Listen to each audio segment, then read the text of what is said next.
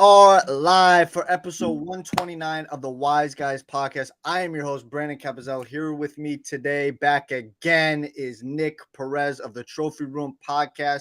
Please, if you like this, give us a thumbs up, subscribe if you are new, share the content, and comment along with us. Tell us how you feel about the topics that we are going to discuss today and the topics that we are going to discuss today, Nick.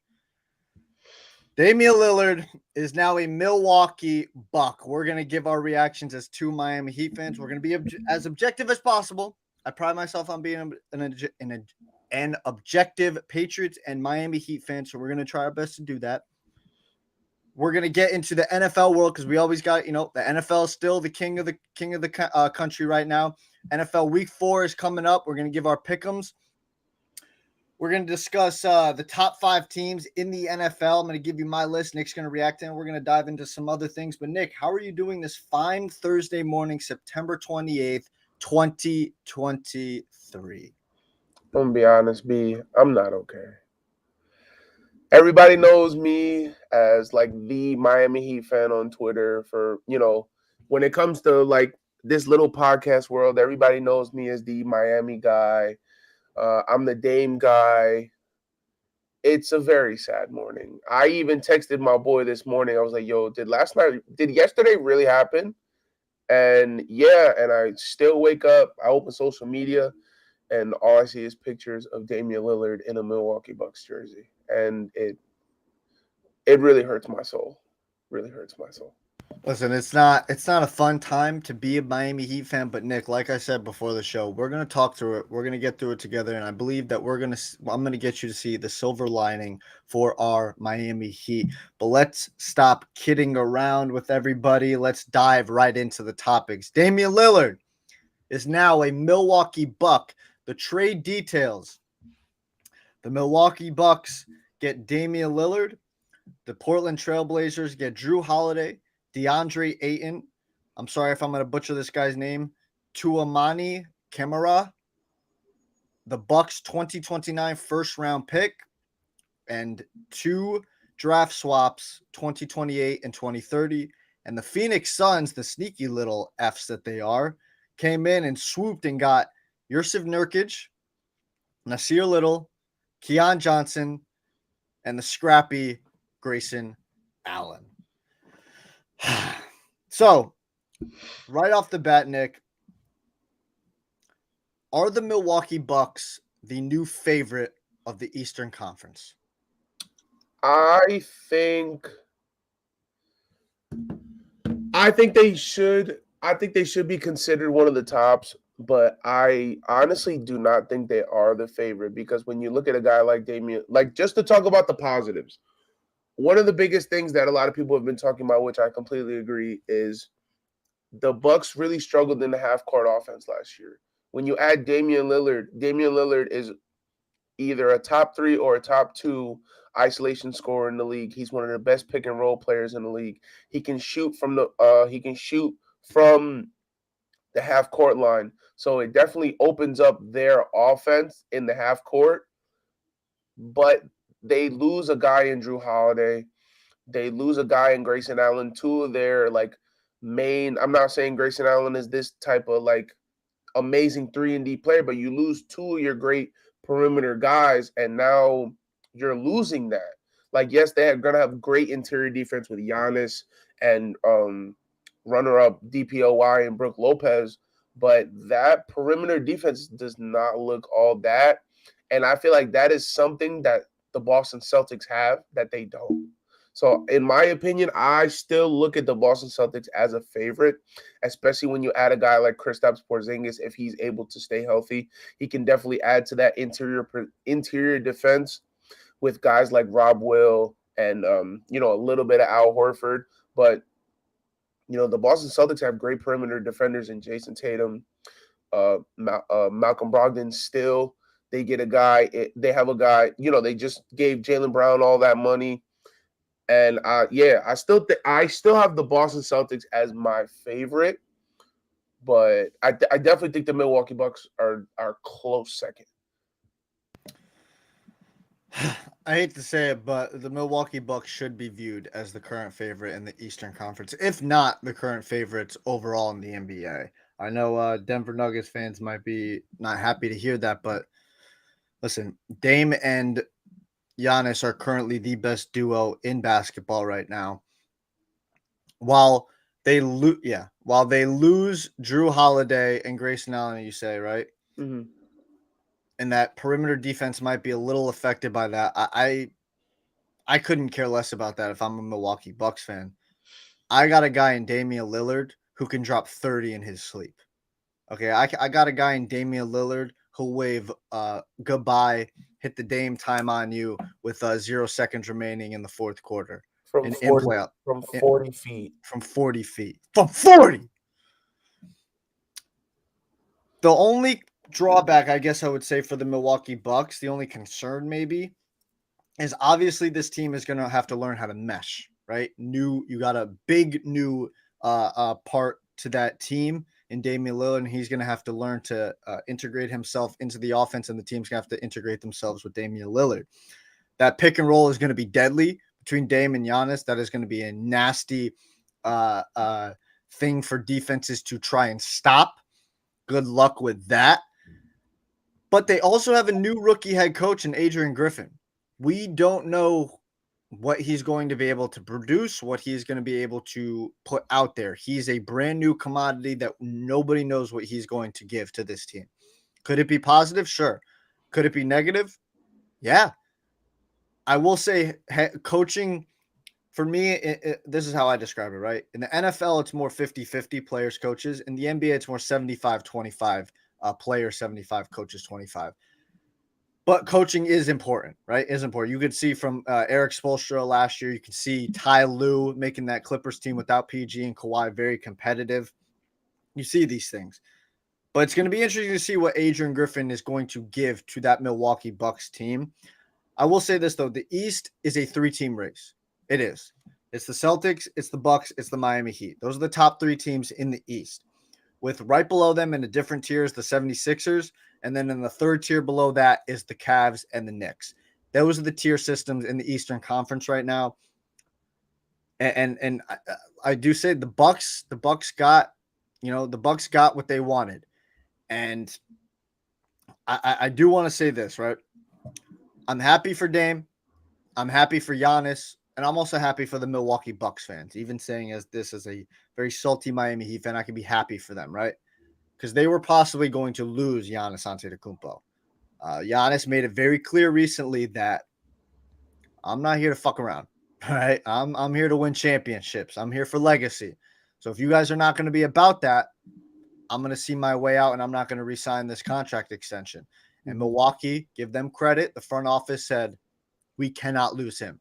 We're a small market team. We're not going to be able to track other free agents, high-ranking free agents. We're going to have to do it through the draft. So we got to plunge and try and go get Damian Lillard. In saying they were able to keep Chris Middleton, but they've made Giannis happy now. Giannis is not going anywhere. Dame's not going anywhere. Milwaukee Bucks fans can be happy. They can rejoice now. They have a contending team. They have a championship team that everybody can be proud of now. And yeah, I just see it as a big win for the Milwaukee Bucks. And just to go off on the point that you said that they're a contending team, just to speak from a Damian Lillard guy, period. Like I've been watching Dame since he was at Weber when he really started to show up in the scene. He made his noise, and then he became a Portland Trailblazer. I've been watching him his whole career. I've said it on my show, my favorite player to watch in the league ever since D Wade left. At the end of the day, like as a Dame guy, I can't be mad because the ultimate thing he wanted to do was contend for a championship. And ultimately, that's what he got in the end. So me personally, like I'm really happy for Dame because he can really go into this offseason, look around and say, yo, we're going to make this happen. Him and Giannis can look each other in the eye and say, yo, it's up to us and it's to lead these guys. Giannis already has that championship pedigree, already has that chip on his shoulder, finals MVP, MVP, DPOY. Like all he wants to do is win more championships. So him and Dame look eye to eye on that. And I feel like that's going to be great for the locker room. That's going to be great for everybody, especially because half that Bucks roster already has a championship. I think the only person on that roster that doesn't is like Malik Beasley, and probably like one or two. Oh, and Jay Crowder. So like they look at each other like, yo, like we're gonna make this happen. And at the end of the day, that's all Dame wanted. All Dame wanted was to compete for a championship, and that's what he got. And listen, they're obviously gonna be in the market for maybe a backup point guard. I know they signed Ty Washington. They He's were actually interested in signing Campaign. I saw that's what I saw the report too. So it'll be interesting there. But before we get into the Miami Heat side of things, let's go through the trade and grade it right for each team's party. So for Milwaukee, I gave it an A plus. I think they Absolutely. hit, I think they hit an absolute home run. You finally get Giannis, that true superstar running mate. This is the best player either player have played with in their entire careers.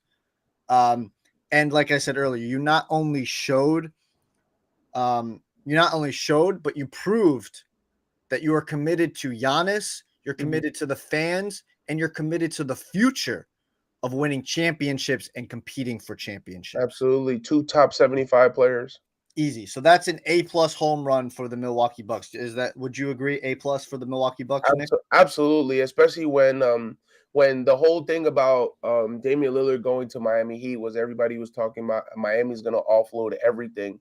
For the Milwaukee Bucks to offload Drew Holiday, Grayson Allen, and one other guy, like And three first, yeah. three guys and three firsts, like that's cake. Well, not three. I shouldn't say three first. I don't know if those draft swaps are first rounders. They're just, Oh, I okay. don't know if they But yeah, when it comes to stuff like I felt like Milwaukee ran away with this trade. yeah. Milwaukee got the best deal, and like they gave up a little bit to get so much back in return. Yeah, 100%. And that leads us into the Portland Trailblazers. Now, I know people are going to probably come at me, right, and say, "Oh, you're being a biased Miami Heat fan." I don't believe so at all. I think I'm being completely objective when I say this.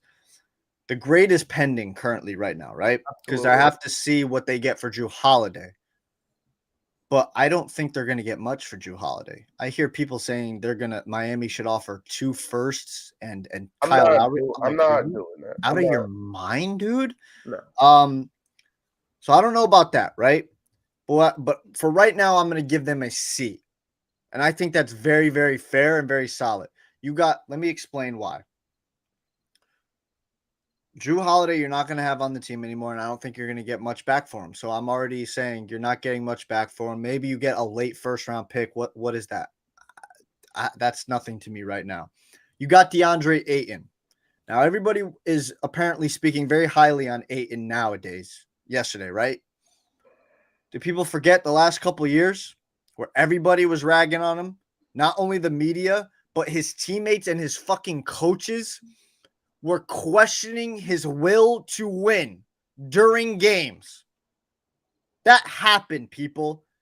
This man, who's got all the talent in the world, his will to win was being questioned. And now we're going to sit here and say, oh boy, they got DeAndre Ayton. That's a big plus. The fuck it is. And then they've got the first round pick in 2029 and 2 draft swaps. I don't know what those are. Unless Damian Lillard and Giannis are leaving Milwaukee, that 2029 first round pick is not going to be a good pick. And I don't see Giannis leaving, and I don't know if Dame is going to leave either. So I'm giving the Portland Trailblazers a C. I don't see a big win in this. I truly don't. We're going to get into the Miami Heat side of things in a little bit, where I think they honestly were going to offer maybe not a much better deal, but I do think it would have been slightly better. And I got to give them a C for that. What say you, Nick? Honestly, I feel a little like I feel a little differently because I understand that I honestly want to give the Portland Trailblazers like a B, a B plus, because um one of the things that really stood out to me that somebody said was that yes, giving away Nurkic for Ayton is kind of like a what happened, but you're ultimately getting a new guy. You're ultimately getting a guy who wanted to be in a new system, who wanted to be in a different city, who says he's ready to play and he's ready to do something differently. And he also fits the timeline. He fits the timeline with guys like Scoot, guys like Anthony Simons, which I still think they're going to trade, by the way. Fit guys like Shaden Sharp. So you have this young core in Portland in Scoot, Shaden, Ayton, and like we also can't forget that I understand Aiden wasn't that big of a part, but Aiden also was a part of that team that went to the NBA Finals. He did have his games, and he had a lot of moments where he's shown that he could be a dominant center.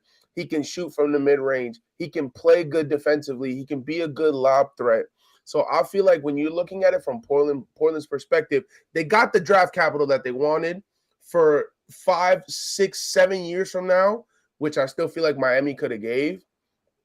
But like when you look at the players that they got in return, I don't see why this isn't that bad. Like I said, Ayton fits the timeline.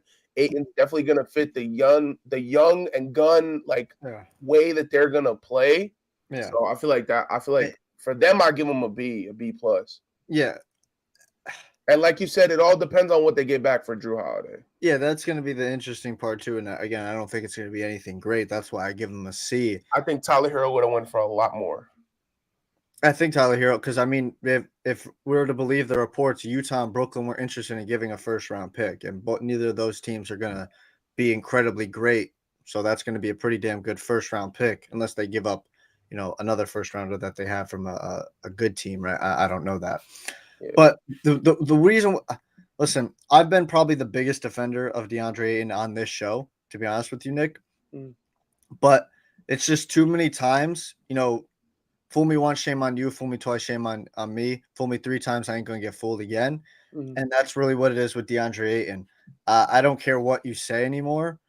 Actions speak louder than words to me. I'm a big person on actions. And if I see multiple times teammates like Devin Booker, CP3, coaches and Monty Williams come to you during games and it's caught on mic questioning your will to win, do you even want to do this? You're not the player for me. You're not the player I want on my team. You're not the player I want near my team. And that's just really what it is. I don't think a change of scenery is going to change that. I think at the end of the day, DeAndre Ayton is who DeAndre Ayton is. He is a very, very skilled player. He's got all the talent in the world. Is he more talented than Nurkic? Sure. I'll take Nurkic over Ayton, to be honest with you right now, because I believe his want to win and his drive is going to be better than what DeAndre Ayton is going to give me. And I can't have somebody who I'm looking over there and we're about to go into war basically. And I question if you're going to have my back at the end of the day. I can't have that and I will not have that. So that's why that's a big drawback for me with DeAndre Ayton. Yeah. And finally, the sneaky little fucks, the Phoenix Suns came in here and I'm giving them an A because I think that they fucking stole the show. They came in here and got a steal, Nick. All they gave up was DeAndre Ayton, who they wanted out anyway, and a no-name second rounder, no offense, and they received Nurkic, who I just got finished saying I would rather have him over Ayton. As long as he's healthy. Yes. And more depth at the guard and forward position. A guy in Grayson Allen, who, like you said earlier, isn't this elite caliber defender, but he's a scrapper and he's going to fight you. He's going to give you everything he's got defensively. And he's a pretty good three-point shooter. And he shoots threes at a very good clip. I believe it was 41% last year. Mm-hmm. That's a freaking steal, man. I don't know where the Suns are getting this money from, but the new owner, what's his name? Matt Ibisha, whatever the hell his name is. He's coming in, he's making big noise. All I know is James Jones is the GM. James Dolan? James Jones. Oh, is the GM. Oh, okay. I know him. I just the new owner I know came in last year, and he was the one that really facilitated that Kevin Durant trade because he was like, we gotta start competing for championships. So he's come in, and he's absolutely. I'm actually gonna look up his name. So Nick, what is your grade for the Phoenix Suns? Honestly, I think you hit it the nail on the nose. I have the trade actually right here in front of me. I actually think you hit it right on the nose. I think you give them an A because, like you said, they got rid of DeAndre Ayton, who they've wanted to get rid of anyway. And then you get a guy like Yusuf Nurkic, who I'm speaking when healthy. Yusuf Nurkic is a great pick and roll player. He's a great pick and roll passer. He's starting to develop a 3-point shot. He's really good on defense. And I feel like either Nurkic in the starting lineup or coming off the bench, like if you put him in that post, especially when you have shooters like Bradley Beal, Devin Booker, Kevin Durant, like that's gonna be huge for them. He can pass out the post. He can, he can create looks for other guys, and it's gonna be great.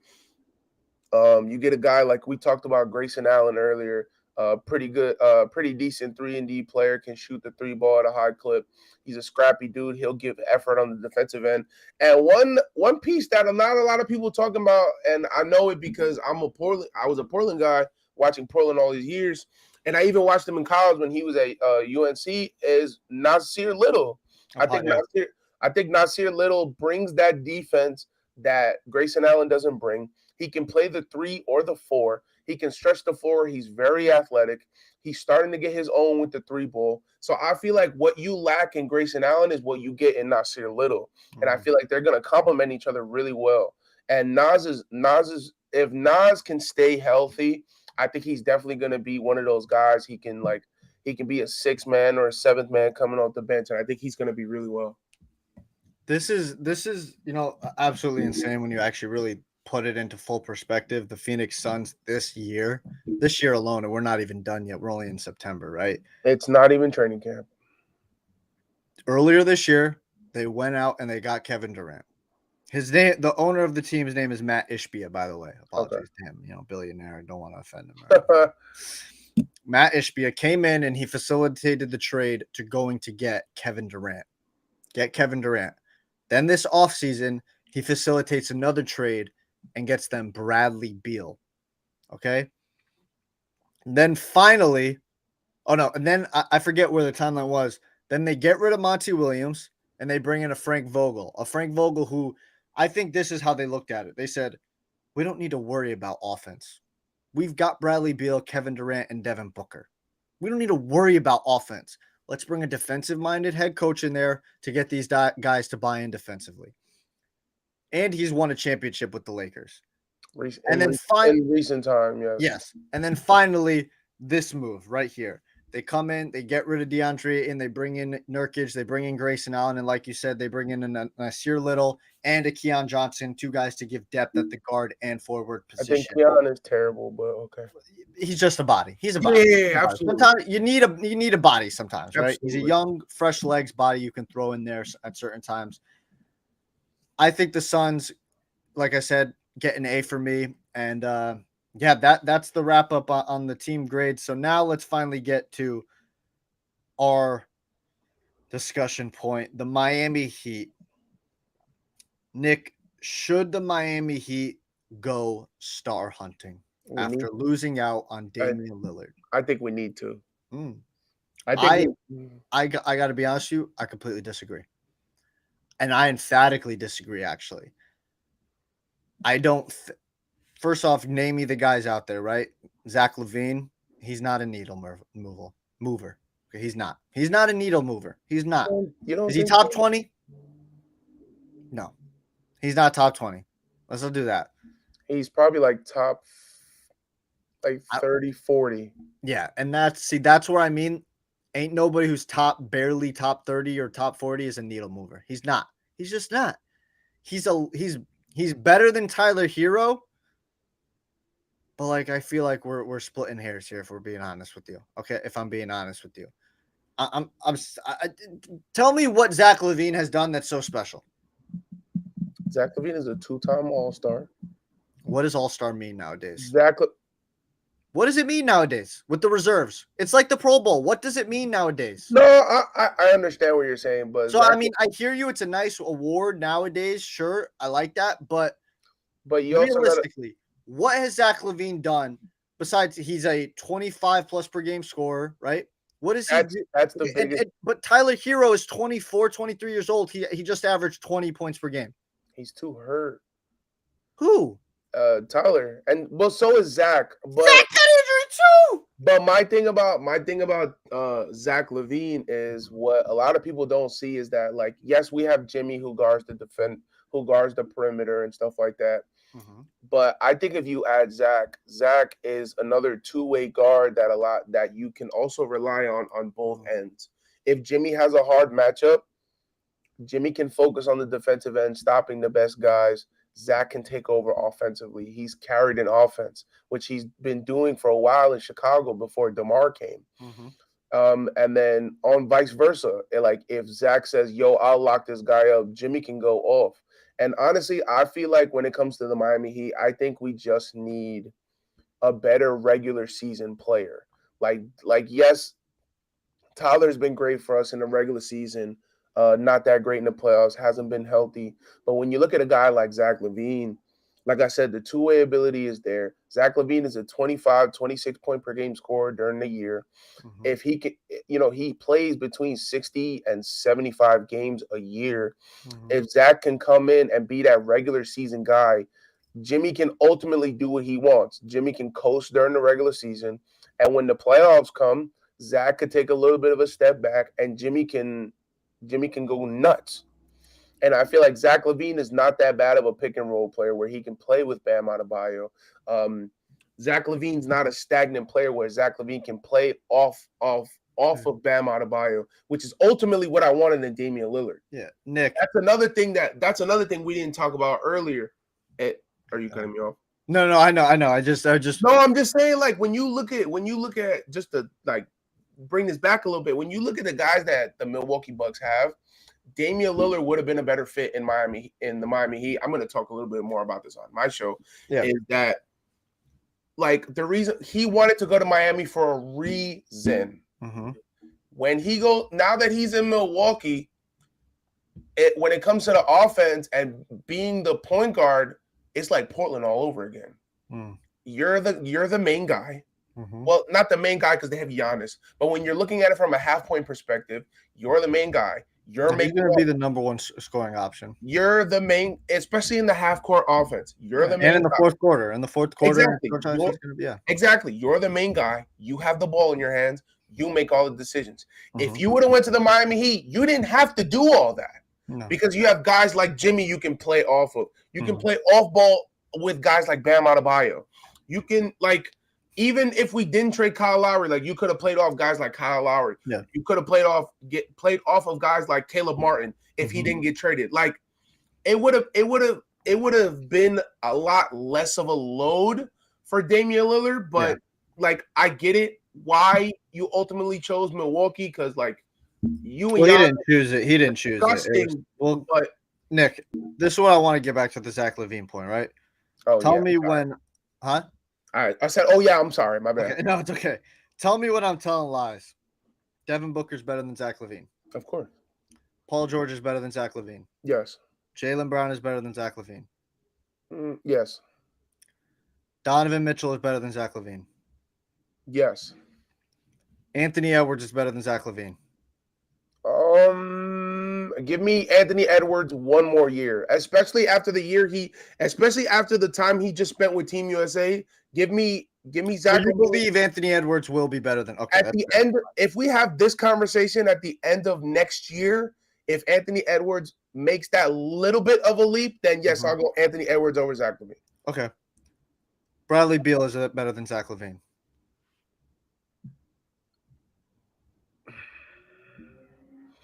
I have to give Bradley Beal his respect because Bradley Beal is a 30-point per game scorer, but everything that he lacks on defense, Zach LaVine has. Okay. Yes, Bradley Beal is a better offensive player because Bradley Beal can pass the ball. He can create his own mid-range shot. But, like, we're talking about Bradley Beal and then, like, Zach LaVine. Yeah. No, Zach LaVine has really come into his own as an offensive player. That's fair. But my whole point of listing those names off of you is we've gotten to the 7th, and Zach LaVine can be pretty much ranked at the 7th best shooting guard in the entire league. Okay. And for me right there, not okay with going after a guy who's just the 7th best player at his own position. So my thing about that is that you're talking about guys all around the league. Half of the guys that you mentioned are in the Western Conference. That doesn't change anything for me because it's the point about and I think you're forgetting this, Nick. So let me remind you what we have done, right? With this almost current roster, similar. We've been in the Eastern Conference 3 out of the last 4 years. Jimmy Right? Butler and Bam Adebayo. We've been in the finals 2 out of the last 4 years. Jimmy Butler and Bam Adebayo. Exactly. We've done that With both a runs lot less. without Dragic, and Bam was injured. And then this past year, Jimmy was injured and no Tyler Hero. I don't need Zach LaVine. Wait. Go ahead. B. Go ahead. Okay, so yes, the bubble year was mainly Goran. He was leading scorer, everything. And Tyler. Who were some of the main guys this year? The past year we went to the finals. As scorers? Yes, besides Bam, besides Jimmy. Well, yeah, obviously Jimmy. But in the Eastern Conference, it was Caleb. Okay. And then Duncan gave his spurts here and there, so some mostly in the fourth quarter, early in the fourth quarter. Okay. Yeah, but again, I mean, you're missing two very important pieces that are no longer Miami Heat players. Oh, Strus and Vincent. Exactly. Okay. Here, let me. You know why I forgot them? Because I'm sorry, they're solid players. They ain't needle movers. They ain't game changers. Let me tell you this, Nick. Let me tell you this. We're the Miami Heat. You don't think that we can find two guys to do what Gabe Vincent and Max Strus did? No, absolutely. They're replaceable. They're not these guys that are like, holy shit. We could go out and find other guys. I'm actually happy we got Duncan over Max Strus. I think Duncan is more lethal from the three-point line. And I can show you the tape where the defensive players believe the same thing I do because they'll suck in on a Duncan Robinson more than they will a Max Strus leading a Bam or whoever else the roller is wide open. I think Max is the better player. Max is a way better defender. I didn't say better player. I said lethal shooter. Okay, but I'm taking because you got to think we're all about Heat culture. So when it comes to Heat culture, we're all about the two-way ability. You have to be able to play defense and score on the offensive end. I think Max was the better player. Yeah, and on the defensive that was an elite defender. He was a solid defender. I'm not saying they're elite. Like this is Max Strus, like you said. This is Max Strus, and Duncan Robinson is like down here. It's not like this. I think Duncan Robinson should get a little bit more respect. Is he athletically and physically not gifted at all defensively? No, but he's 6'7". He's got long ass arms, and he's a smart defender. To call fouls on him. Huh? They do love to call fouls on him. Well, yeah, they love to. Yeah, exactly. But again. He's 6'7". He's got those long ass arms, and he's a smart defender. He doesn't really. He understands his deficiencies defensively, right? He understands that. But we're getting into Gabe Vincent and Max Strus are replaceable players. So I think Gabe is a needle mover. I think losing Gabe really hurt. I'm sorry. I'm no disrespect to Gabe Vincent. He's not a needle mover. Are we not going to talk about last year? I think it was game 1 or game 2 when we played in Boston. We're not going to talk about when Gabe iced the game. He put Jason Tatum on his ass. Moments. And then we're not going to talk about when we were in Miami. Yeah. We're about to lose against the Milwaukee Bucks in game 4. And Gabe hit that. Was it game 4? No, it was game 5 in Milwaukee. Yeah. We were like, yo, we're down 4. It's 30 seconds left. They inbound the ball. Gabe shoots a fucking three-pointer, put us down 2. We play defense, get Jimmy the ball, and Jimmy comes in, pushes Drew Holiday, gets the inbound play. We don't get that without Gabe Vincent. I'm not disrespecting Gabe. I'm not trying to. If I am, I'm just saying, man. He's not this guy, and I understand the love. He's not this guy that we're gonna be like, oh my god, we're missing him. He's a replaceable dude. He is. He just is. He's a guy that we found late. I don't forget if he was undrafted or whatever. He was undrafted. Okay, signed a two-way from exactly. Santa Barbara. So he's a guy that the Miami Heat have built a culture on. A guy that we can go out and find another Gabe Vincent. We can go find another Max Strus. These are guys that we can go find and easily develop. That's what the Miami Heat do. We have Kyle Lowry. I'm thinking we're going to sign Goran Dragic. I don't think so. I love Goran, but I don't think it's gonna happen. I think he comes back. He's going to get a minimum veteran deal. There's no drawbacks to not bringing him in. He's good for the locker room. He's good for the culture. He's good. Players love him. On a fucking Udonis Haslam deal, like you give him a minimum and you let him. He was a productive player. He played for us like 4 or 5 years ago. What does that have to do with anything? No. I'm not saying he wasn't a product. I'm saying he was for his age and for the minutes he was getting, he was a productive player for the Brooklyn Nets and then whoever the other team that he played for. He played for the Milwaukee Bucks. And the Milwaukee Bucks. I'm not saying you're missing my point with Goran Dragic. I'm not saying playing 30 plus minutes. No. 10, 11 minutes, that's fine with me. To spell. You're falling into the trap. Apologies for the mic. You're falling into the trap of we need to go find a star hunter. You need to listen to what Pat Riley said months ago in July. We're perfectly fine with our roster and we're perfectly fine running it back. We gonna be all right. We are. We're going to be all right. Nick, we were just in the freaking finals last year without Tyler Hero, our leading scorer. We just did that. We just went through Milwaukee Bucks in 5 games. We just went through the New York Knicks. This should have been a sweep. It should have been a sweep. I think we would have won in 5. No, because if Jimmy doesn't go down in game, if Jimmy doesn't miss game 2, we beat them in game 2, and then we beat them already in game 3 and game 4. That's a sweep. Then we go through my whole point is we just went through a damn run without Tyler Hero and that team. We're fine. Yes, I agree with you this. We need to have a better regular season. I think everybody can admit that we need to have a better regular season. And we're going to be all right with that. I'm just going to spell it out for you like this, Nick.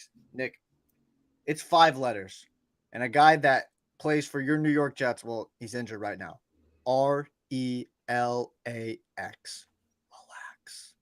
The Miami Heat are going to be all right. Like Kendrick Lamar said, we going to be all right. All right? We're going to be fine. We're going to be okay. Now, do you have anything else that you would like to conclude the Damian Lillard to Milwaukee Bucks, Miami Heat, anything else that you would like to conclude this conversation with? I think I got something. And I tweeted this multiple times and I said it on my TikTok. It is fuck Portland for life now. Absolutely. For life. Absolutely. I think one of the I didn't believe it at first until Bleacher Report put it out. Bleacher Report, the title of the article says Blazers didn't go back to the Miami Heat. It says Portland never gave Miami a chance to make a final offer for Damian Lillard before accepting the Bucks deal. I think that's total bullshit. I think it's disgusting that they did that to us. I think it's terrible. I really thought it was Pat Riley. I really thought Pat was like, yeah, no, like we gave an offer and that was our final offer. Like, bro, this is not back in the day where like you could just do that. But the fact that they didn't give us the time and day to go get Damian Lillard, I think is ridiculous. That's the last thing I'm going to say about that. Yeah, I mean, the reports are if anybody wants my full disclosure, go watch the Trophy Room podcast coming out later today, Trophy Room Thursdays. My bad, I had to do that. The links are in the description for that. Go subscribe, go like his videos and everything like that. Yeah, the reports were out by the Miami Herald that they didn't come back to us. Not even reports, straight from the horse's mouth. Damian Lillard's agent said, Miami Heat tried. Yeah, they literally listed everybody's name in our front office and said, yo, I appreciate you guys. Yeah. You guys did everything you could to make this happen. He basically said this without saying this. It takes 2 to tango, and the Portland Trailblazers are trying to play ball. That's it. His exact words were, it takes 2 to make a deal. Exactly. It's hard to make a trade with someone who is so unwilling to do business with you. And Cronin obviously did not want to trade Damian Lillard to the Miami Heat. I will say this. Rich people do not like being told what to do. They don't. Ask any rich person. They don't like to be told what to do. If you put them on a lie detector test, that thing would start beeping like crazy because they do not like to be cornered or told what to do. And when Damian Lillard came out and said, I'm requesting a trade and I want to go to Miami. You think Cronin sat back and said, oh, yeah, I like that. I respect that move. No, he went back and said, who you telling what to do? Now you're going to go where I want you to go. Now he saved face and saved his own ass and saved the outrage from the Portland Trailblazers fan base by sending him to Milwaukee, a place that can actually compete for a championship. Because God forbid he did send him to a Toronto or somewhere else. I think his only other option, besides obviously the Bucks and us, I think Brooklyn. if he was Brooklyn. I think if he would have sent Brooklyn wouldn't have been competing for a championship either. But that would have just made it, they wouldn't have. They would have probably been in the same tier. It would have made them. They would have been tier 2 with the Sixers. Thank you. I would have. They would have been tier 2 with the Sixers, and that's perfectly fine. He saved face with that. It's so bad that when you look at the whole history of this deal, how badly Cronin did not want to trade Damian Lillard to Miami. I mean, early on, there were reports they wanted Bam. Okay. Early reports said that they wanted, knowing they weren't going to get Bam. They wanted a whole bench. Exactly. And knowing they weren't going to get Bam. They said instantly off the bat they didn't want Tyler Hero. You can't come out and say things like that. But you'll take Drew Holiday? Yeah, you can't say things like that and then also say in the same breath, we're willing to do business with you. Because you're obviously so not. And then everybody's saying there wasn't this third team for Miami. Where have you been? Because the reports were Utah and Brooklyn were willing to give up a first-round pick for Tyler Hero. That is 2 first-rounders, bare minimum. Most likely we're going to get a second one from Miami. So that's 3 first-round picks, one of them from Utah or Brooklyn.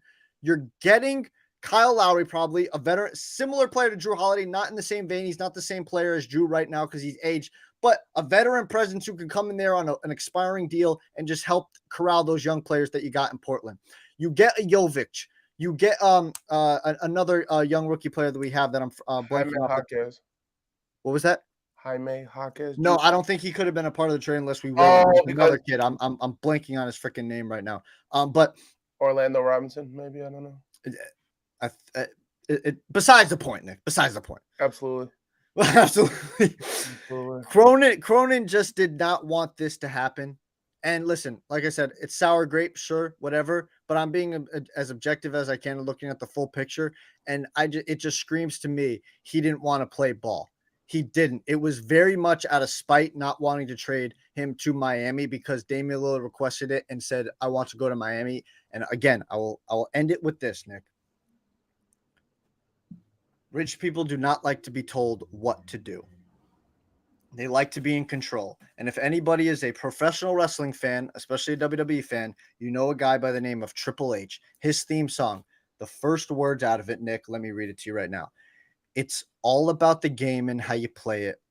It's all about control and if you can take it. That is a rich person's mindset. That's what I got to end with that. All right, we've dived in deep into the Damian Lillard Miami Heat trade. That took a lot longer than I expected, but we had to get a little bit out of there. And I do want to give a shout out to Lance Mansfield. He agrees with you, Nick. Delusion is real. You will. He meant miss Max and don't get hyped up like that, Nick. All right, I stand 10 toes deep on my. But they are not I'm happy they got their money. They're good, solid players. Not replaceable and not game changers. I miss those guys. I miss those guys already, especially because I love Duncan Robinson over both of those guys. No, I love Duncan too. Of course, I love Duncan too. I was there when he had one of the best 3-point shooting careers. You were there this last season when he was coming in. He saved our asses. I forget which game it was. It's my memory shot. I smoked too much or whatever. But I love Gabe, man. I loved Gabe as a two-way player when he was Kyle's backup. I thought he was really good. I thought he was really good. And not to be sentimental, but Max definitely holds a little place in my heart because I loved Max when he was at DePaul because he played with one of my high school buddies. Shout out to my boy Femi. It was right here. Yeah. And he played one of my guys that I played with in high school, Femi Alujabi. Shout out to my guy. He's killing it in Taiwan, making all that money. And they played together. And I was tuned in to DePaul because Femi was there, and then Max just shined. I was like, whoa. Yeah. I was like, who is this guy? Mm-hmm. And then he got waived by the Celtics, waived by the Bulls. When he signed with the Miami Heat, I was like, yo, this is a match made in heaven. And look what he's become. So Best we've of got luck- Best of luck obviously. to my boys in LA. Best of luck to my boys in Cleveland. I'm definitely gonna be tuned in. Heat Nation always, man. Yeah. And listen, wishing them all luck in the world. But Miami Heat guys, boys, it's time to lock in. Let's get it. We're running it back. Tyler All Hero right. talking all that shit of him being in the lab. The front office not giving him what he wants. Tyler, you better come correct this year, bro. You've been 20 points per game the last 2 years. Stay healthy in the playoffs so people can actually know you're a good player. Mm-hmm. And I need to jump from 20 to at least 23, man. Yeah, that's Tyler. gonna be that's an interesting develop, the Tyler Hero thing. How salty he's gonna be or He sour. went through another year of trade rumors and didn't get fucking traded. Yeah, he deleted everything off his Twitter too about the Miami. Yes, he took us out the bio, everything. All right, so Nick, what do you want to do first? I'm going to give it up to you. Do you want to do the Week 4 pick'em first, or do you want me to rank my top 5 teams in the NFL and you react to it? I think we do top 5 teams because I feel like top teams? 5 teams are a little bit easier, so we can go through that quickly. So let's go. Ready? My top 5 teams right now before Week 4 in the NFL. Starting with number 5, Nick, the Buffalo Bills. All right. I know that they had that horrendous loss in Week 1 to the New York Jets, but like I've always said, Week 1 is the biggest toss-up in all of sports. And the New York Jets and that entire game was just clouded with a lot of emotion and a lot of fogginess because of the Aaron Rodgers injury, obviously. So that one I kind of like just washed under the rug. And Josh Allen has historically struggled against the New York Jets defense. I know both wins have been against subpar teams in Las Vegas and Washington, but you got to give them the credit. They have dominated both those teams. So the Buffalo Bills are my number 5 team in the NFL. Number 4, these last two, and especially this one, just like venom coming out of my mouth, Nick, as I'm a Patriots fan. The Miami Dolphins are the 4th best team in the NFL. They have the most explosive offense in the NFL. 4? Let me get to my point. Okay.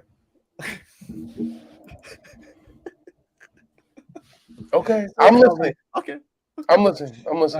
Most explosive offense in the NFL, right? Tyreek Hill, Jalen Waddle, Raheem Mostert, this kid, A-Chain, Mike McDaniel, who is apparently this offensive mastermind. But the defense is not good. It's not. Obviously, the offense has saved it for the most part right now, but the defense is weak, and I don't believe in that defense at all. So that's my one drawback on the Miami Dolphins. You got the offensive talent. You scored 70 without Jalen Waddle. That's fucking incredible. But so crazy. For me, 4th best, and they did it against the Denver Broncos defense. That's absolutely garbage. It is not the same defense that it was the last couple of years. That defense has fallen off an absolute cliff. Mm-hmm. The Dolphins are number 4.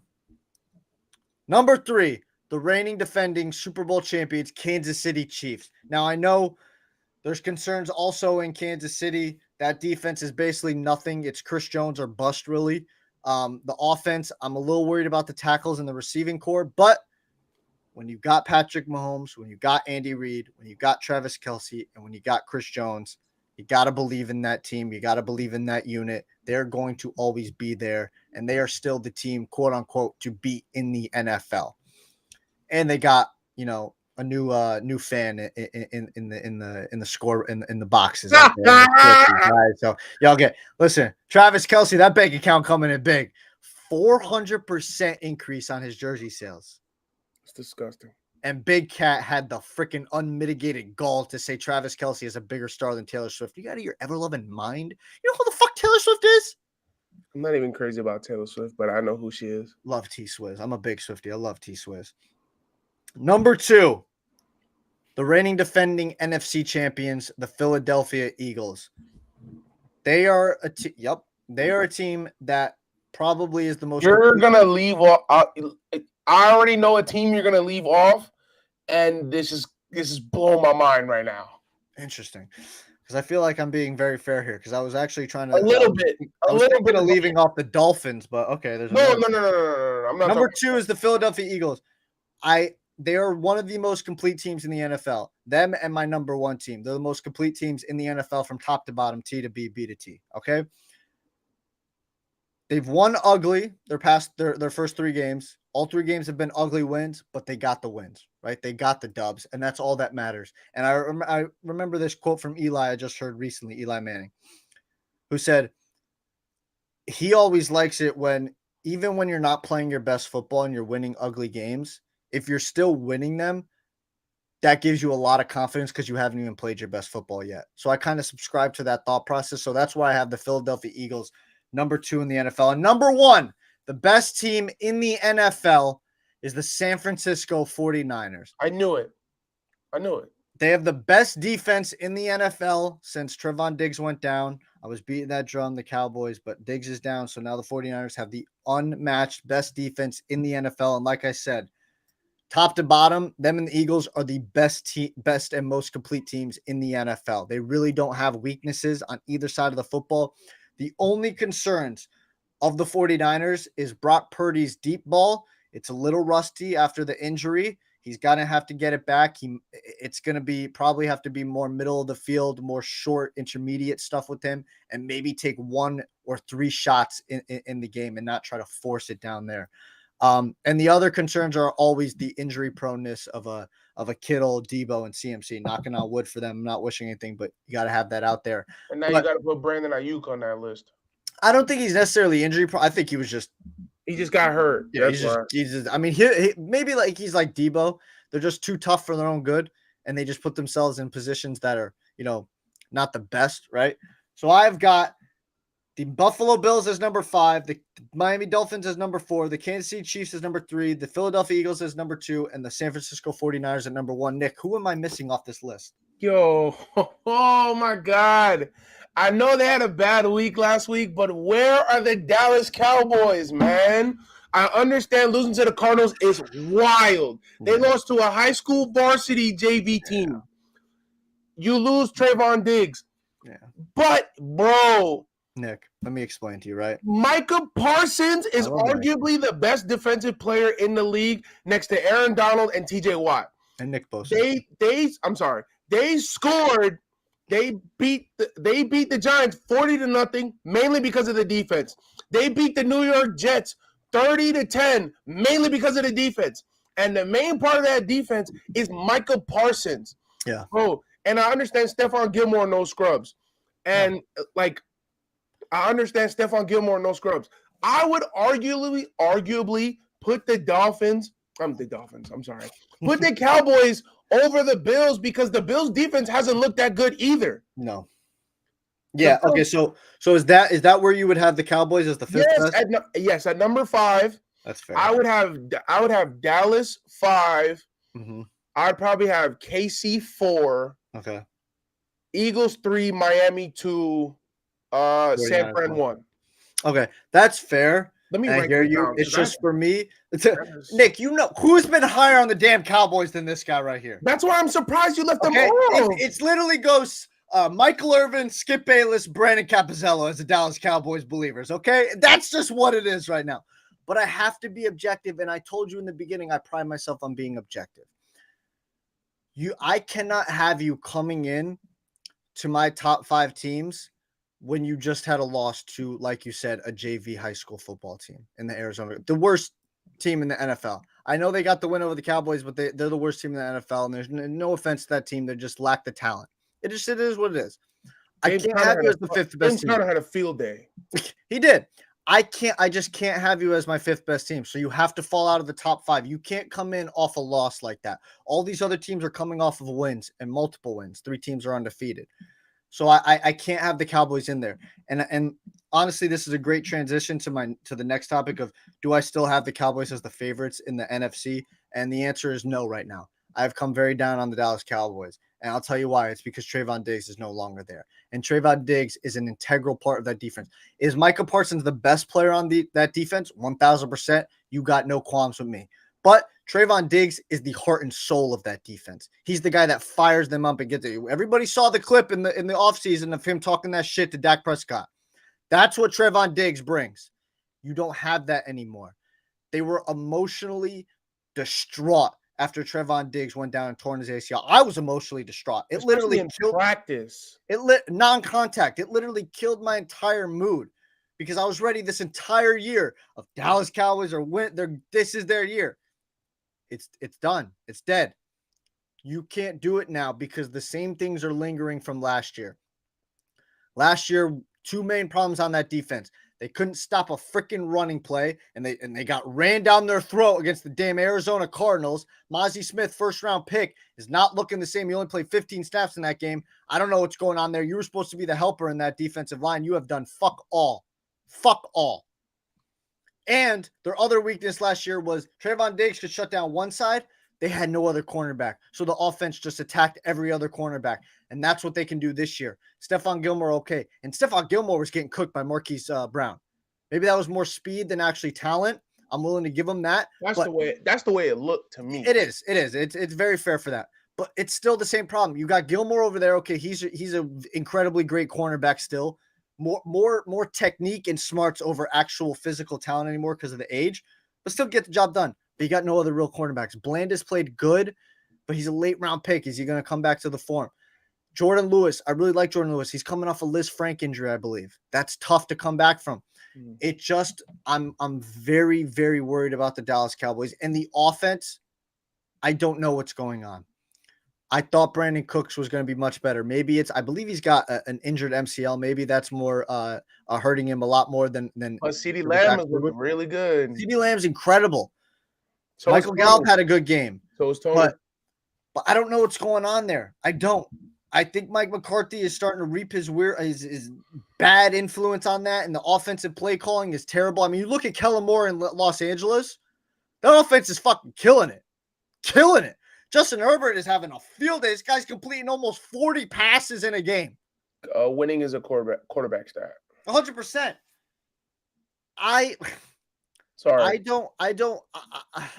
I just have fallen completely off the Dallas Cowboys, and I hate to say that. I really, really do. But I've come down, and that's just, it is what it is. That's all I've got.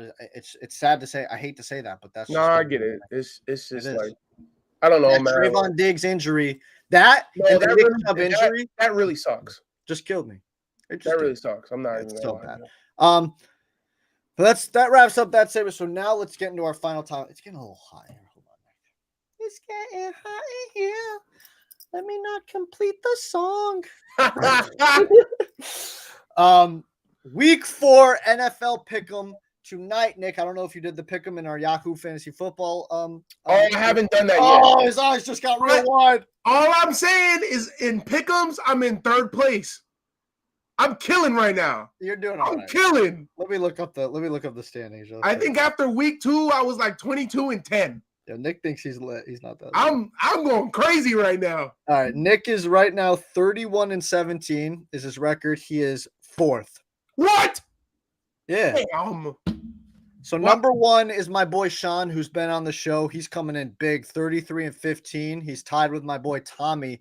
Sean actually picked the Indianapolis Colts to beat the Ravens. I don't know how he had the balls to do that and actually did it. And they won. He did it. They won. I don't know. I texted him. He hasn't gotten back to me. I want to know why. I don't know how they won without Anthony Richardson. It doesn't make any sense. Or Jonathan Taylor. Exactly. My boy JQ has been on the show is number 3, 32-16. Then you are 4th. And I am tied with my boy Thomas from work at 30-18. And then we've got everybody else with less than 30 wins there. But let's get into it. Week 4 Pick'em tonight, Thursday Night Football, Nick. The Detroit Lions, I believe, the Green Bay Packers are going to the Green Bay Packers home stadium. Detroit is favored by 2 points. Nick, who you got? I got the Detroit Lions. Listen, I'm going to say this right now. I've said it on my show before. Shout out to Jordan Love. The kid's lighting it up. I did not think he was going to be that guy this early, especially with no Christian Watson, no Romeo Doubs in the beginning, and then you lose Aaron Jones. I'm a Saints guy because I love Derek Carr. His comeback win was nuts. The kid looks great.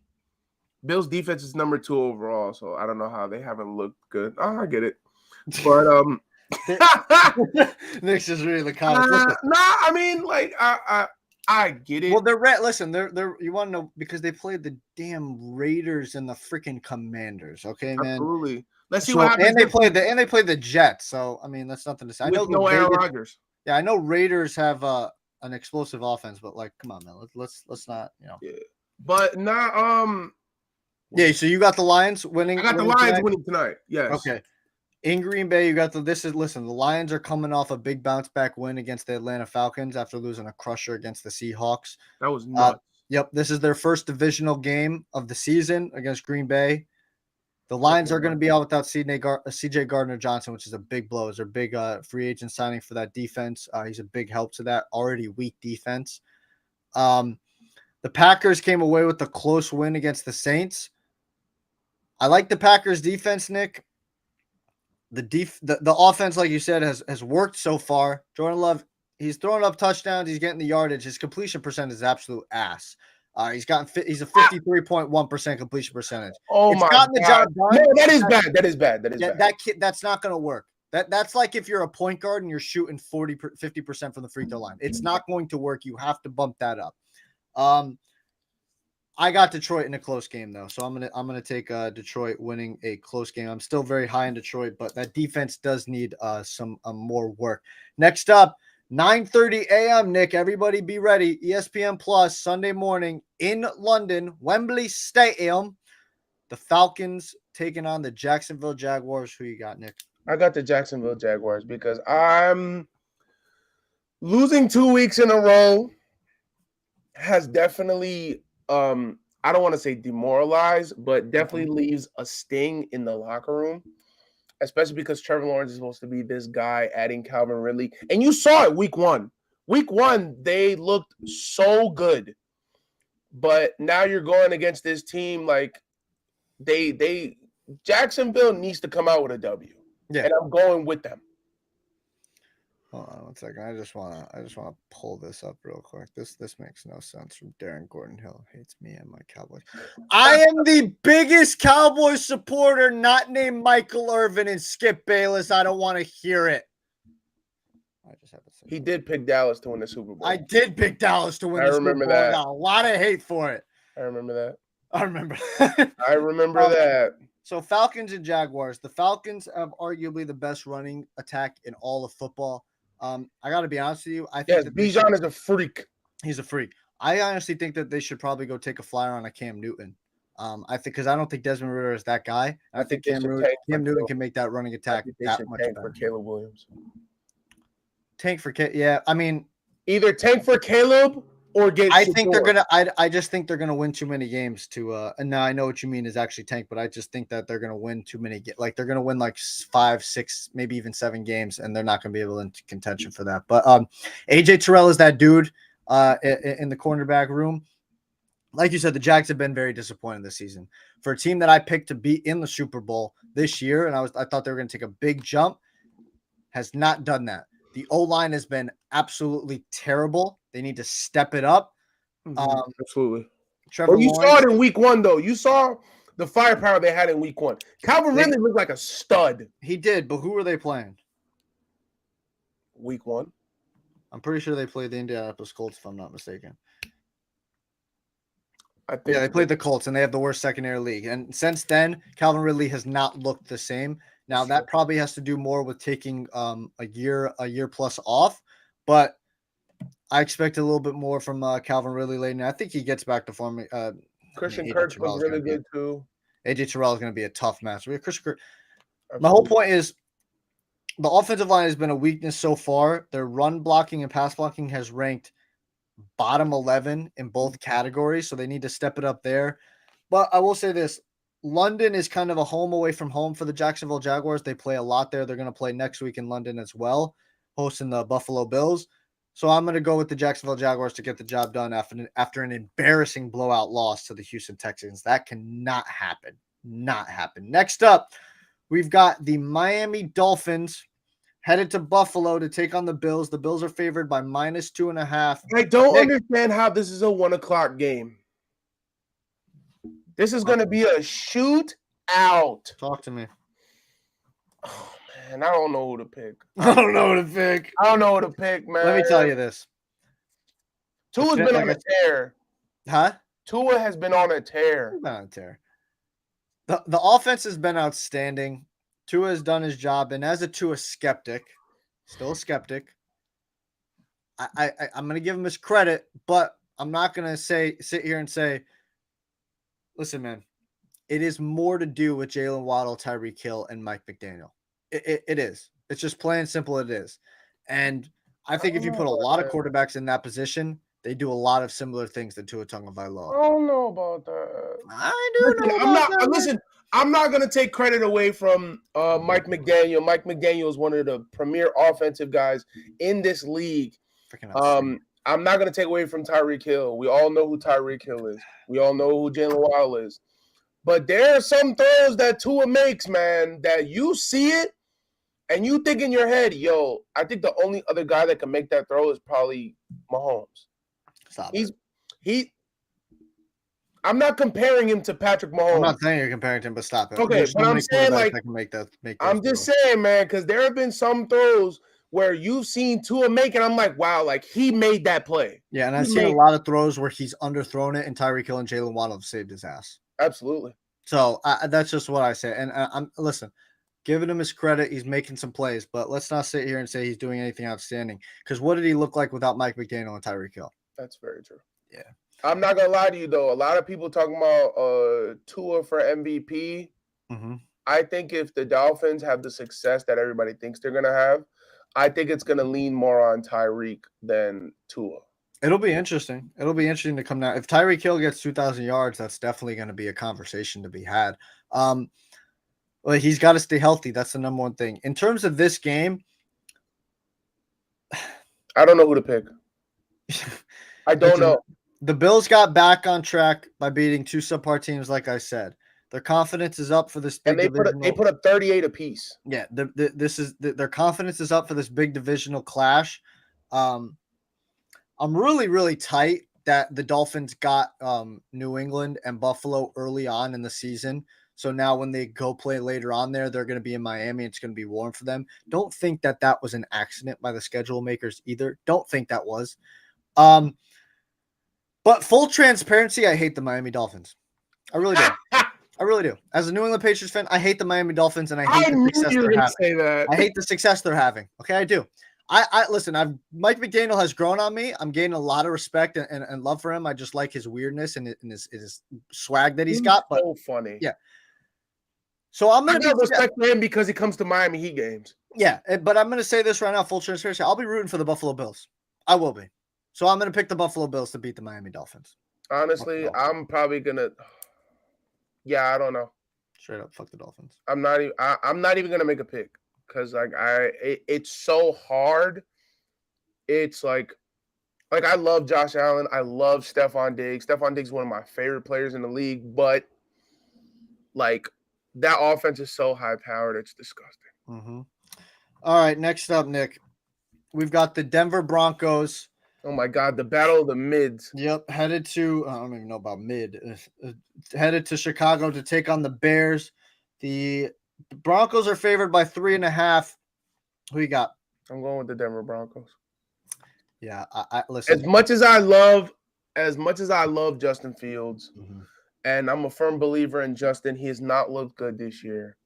And I know the Denver Broncos have a really bad defense, but the bright side on the Denver Broncos is that Russell Wilson has put up some good games these past couple games. Yeah. I understand losing to Washington at that buzzer at the end. That sucks. That was definitely pass interference, in my opinion. Mm-hmm. But when you look at the individual season that Russell has had, I think he's had a very good year. He's been playing a lot better than he was last year. Mm-hmm. I think if you give him like one or two more weapons, if Jerry Jeudy actually becomes the guy that everybody thinks he's supposed to be, if Patrick Surtain doesn't, is it Patrick Surtain? No, no, Courtland Sutton. Oh, okay, yeah, sorry, yeah, he's the second cornerback. Yeah. I'm sorry, yeah, I said it backwards. If Courtland Sutton doesn't fumble 2 balls, I think they easily win in Washington. And then game 1 against the Raiders. I'm not gonna say anything about that because my Raiders won, but nah, yeah, like I know a lot of people are talking about this Broncos team that they're really bad. Tank for Caleb, they're not good. I think you just give them time. Yeah, I think you give them time, and I don't think they're going to do anything this year. But if you give them time and you improve on that defense in the offseason, I think they'll be like a subpar team. I think they'll be okay. But I'm going with the Denver Broncos. Yeah, listen, I'm going with the Broncos because I truly believe the Denver Broncos need this win more than any other team this week. I also want it because if the Bears start 0-4, they should trade Justin Fields, and Justin Fields can go to a way better place. Justin Fields is not the guy. No offense. This is a must. He's better than Zach Wilson. That's not saying much, man. I mean, I know it's not, but you want a pile of shit or you want a pile of piss? Which will pick your fucking poison there? I don't know what you want. No offense. This is a must-win for the confidence, for the pride, and to keep this team from falling apart. Because you lose to the Chicago Bears and you go 0-4. That's disgusting. This is going to be hard to repair. Watch them tie. Anything. Yeah. Watch them tie. That would be terrible. Watch them tie at 3-3. I will say this: if the I don't see the Denver's going to score more than 3 points. If the Broncos D doesn't show up again, Vance Joseph might be out of a job. Absolutely, because can't happen. I think the Denver Broncos are regretting not paying Rex Ryan that $5 million a year to have him come back and coach that defense. Because I can tell you this right now, if Rex Ryan was your defensive coordinator, your defense wouldn't have gave up 70 points and it wouldn't be looking like this. I guarantee you that. Guarantee you that. 70 points is fine. Yeah. I'm taking the Denver Broncos to win that game. Let's go, Sean Payton. Next up, we got the Ravens taking on the Browns in Cleveland. Cleveland is favored by 3 points. Nick, who you got? I have no idea. I think No idea. I have no idea. Is this what you do when you do your pick'em? You're just like, I have no idea. Yo, cause when I have to do my pick'ems and like when I have to get ready for my show, I'm looking at the schedule and I'm thinking about everything. Yeah. And it's like it's really hard to pick sometimes. Let me help you out here. Go ahead. Both teams' QBs have not been very good. They both struggled. And I don't expect that to change in this game. Both defenses are very good. Let me just give you this real quick. Browns defense is top 3 in overall defense, run defense, and overall defense, run defense, and pass rush, and 11th in coverage. Tackling needs to improve. It's pretty low ranked. And the Ravens defense is top 5 in every category except for pass rush, which is 20th. So both these defenses are very, very good, if not elite. They're playing at a very high level. I expect this to be a tough, ugly defensive game, a close one. I'm going to take the Browns to just pull it out because it's in Cleveland. They get the job done. But I will say this. My Browns pick as the number 1 seed in the AFC is also dead in the water. It died when Jack Conklin, arguably the best right tackle in the game, went out in week 1 and tore his ACL. And then next week following that, Nick Chubb tearing his MCL, which is absolutely astonishing. It was just a torn MCL. I'm so happy for him, wishing him the best in his recovery. When you lose those 2 players back-to-back weeks, that completely falls apart. They're still going to be a competitive team. I think they actually are going to make the playoffs still, but they're not the number 1 seed in the AFC anymore to me. So what say you, Nick? Honestly, with you saying all that, I think I'm gonna lean Baltimore because why don't you just what? I'm gonna lean Baltimore because you talk about all those defensive stats. I think the Cleveland Browns have a turnover problem. As much as I'm a believer in Deshaun Watson, what he does on the field, off the field, he's a piece of shit. Yeah. But when you look at Deshaun Watson on the field, this whole year, he's been a turnover machine. You want to know why I think that, Nick? You want to know why I think he has struggled? I don't think it has anything to do with his talent. No, I think it's a mental thing. I think it's 100% up here. I think that he's thinking too much. I think players of opposing teams, I think the fans, the media, everybody, I think they're all in his head. And until he learns to let that go, until he learns to say, I got to play free and not think about everything else, he is going to continue to look like this. He's got all the talent in the world. Once he lets go and plays free like he was before, He's gonna be back to it. Yeah, I think I can. So I always thought it was something mental, and I thought I was kidding myself. But when I saw the preview for, I believe it was Browns Steelers, they showed him meditating on the bench. Hmm. So when I saw him meditating, I knew from the jump. I was like, yeah, his past is getting to him. Mhm. It's all up here when it comes to Deshaun Watson. Because like you said, when he was in Texas, he was already a fan favorite. So he was just having fun. Mhm. And look at what he did while he was in Texas. I think he was a Pro Bowler 2 times. Yeah. I think he made an All-Pro team. I don't remember. But he was a stud in Texas. If he can get over that mental aspect, I think he'll have so much more success. Yeah, and that's a tough battle to come. And that's back why from. I'm going to lean Baltimore because Lamar is the better quarterback right now. Right now, yeah, he is the better because of that problem, and Deshaun's just gonna have to get over it, and it's And a tough Zay battle Flower- to get through. And Zay Flowers looks like a stud. He's balling out, but I will say this: I feel bad for OBJ though. I do feel bad for OBJ. He just can't stay on the field right now. He got injured week 1. Yeah, week 2. I think it was week 2. Same thing. Next up, we've got where are we at? The Pittsburgh Steelers are headed to Houston. Speaking of the Texans, Pittsburgh is favored by 3 points. Listen, I'm going to give it up to CJ Stroud. He's played very, very well. I wonder if he's going to be the one Ohio State quarterback to break through and actually be a good, competent quarterback in the NFL. But the Steelers ain't going for that. The Steelers are a veteran team. The Steelers are very well head coached, and I expect CJ Stroud to struggle. I'm picking the Pittsburgh Steelers to win this game. I actually am too because, like you said, that defense is crazy. TJ Watt looks like he's in running with Micah Parsons for Defensive Player of the Year Again. And Kenny Pickett has looked a little bit better. Even though losing Deontay does suck, George Pickens has definitely stepped up as that number one guy.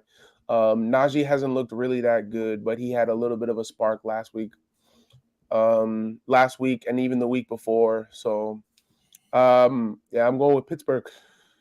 Yeah. Did you hear that Matt Canada and Kenny Pickett are going to be working even closer together now? Really? Yeah, there was a report, like I think a couple of days ago, that they're now even making Matt Canada and Kenny Pickett work even more closer together. So it's like everybody is saying fire Matt Canada, and the Pittsburgh Steelers are going, put them together more. Next up, we've got the Minnesota Vikings headed to Carolina to take on the Panthers. 2 0-3 teams. I don't think Minnesota expected to be here right now, Nick, but they are, and I don't think that they are going to lose. This is a game that the Vikings should win, and this is a game the Vikings will win. They will not lose this game. They will beat the Carolina Panthers, regardless if it's Andy Dalton or Bryce Young. I do not care. They are finally going to get that first W of the season. Give me the Vikes. Yeah, absolutely. I think I'm gonna pick the Vikings too. Their offense has looked so high powered, it's disgusting. Jetta's with, I think, back-to-back 100+ yard games, at least 1 or 2 touchdowns. Jordan Addison has looked really good as well. And then you add a guy in Cam Akers. I thought that was really great, especially because Alexander Madison hasn't really looked that good. So I know the defense has always been a struggle for the Minnesota Vikings, but I think when you look at the Carolina Panthers, I think they're struggling all around besides Bryce Young and maybe Miles Sanders, and then that's it. Adam Thielen, you can definitely tell he's lost a step, even though he had back-to-back good games. You can definitely tell he's lost a step. He's not the same explosive player he was in Minnesota. So I got to go with the Vikings. Yeah, and Kirk's been going nuts too. Yeah, I mean, nobody was sneezing at that offense. We know that offense is high power. We know Kirk is a very good quarterback. But that bring Kirk Cousins to the New York Jets. I'm gonna ask you this question in a little bit, Nick. So just stay tuned for that. Next up, we have the Los Angeles Rams taking on the Indianapolis Colts. I believe Anthony Richardson is going to be back. They're going to be playing in Indianapolis. This is a pick'em game, which I think is actually a little bit disrespectful to the Rams. Listen, the Rams have played a lot better than a lot of people expected. They might be one or two. Last week, though, on Monday, they did not look that good. In what way? They just it was 19-16. I don't know. There was something about that game that just didn't look that good. Well, listen, they're a very inexperienced team. Half their roster is rookies. That's why I got to say I got to give a lot of credit to Sean McVay, to Stafford, and to Aaron Donald, because I think that they have stepped up and taken a lot of responsibility and a lot more culpability to that team, and are now stepping up and pushing forward and making this team a lot better than what they are. I'm taking the Los Angeles Rams to get this job done against the Indianapolis Colts, and I can't believe it is a pick 'em. Give me the Rams. Puka. Honestly, with Anthony Richardson coming back, I'm probably going to lean Indianapolis. I'm a big Anthony Richardson guy. I love Anthony Richardson. I think he's so good, man. I think he could arguably be one of the best quarterbacks come out this draft. Right now, it looks like it's between him and CJ Stroud. Mm-hmm. But I don't know, man. I don't know, man. He's looked really good. People talking about his inaccuracy issues. He's looked okay to me. So he's done very much better than I expected. I'll give him that. But I still just don't think I'm not too much into it. I mean, he's only played one full game though. True. So we'll see. He's gonna have a lot more tests throughout the season. I'm waiting on it. I'm waiting to see, because I got to see a lot more about this Anthony Richardson cat. Next up, we have the Milwaukee. The Tampa Bay Buccaneers headed to New Orleans to take on the Saints. The Saints are favored by 3 points. Nick, who you got? I got the New Orleans Saints. Okay. That defense has looked really good. Yeah. Past couple weeks. Yep. Except for the Jordan Love comeback. But other than that, they only gave up 18 points. So. Yeah, I understand losing Derek Carr does suck. Derek Carr is week to week, but they said he might not play this week. They're going to start probably Jameis Winston. Yep. But getting Alvin Kamara back is huge. And Chris Olave looks great. Yeah.